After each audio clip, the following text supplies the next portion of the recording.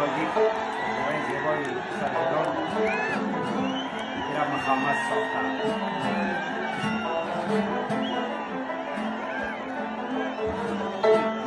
بیگانه به بیگانه ندارد خویشی، خویش است که در پی شکستی خویش است.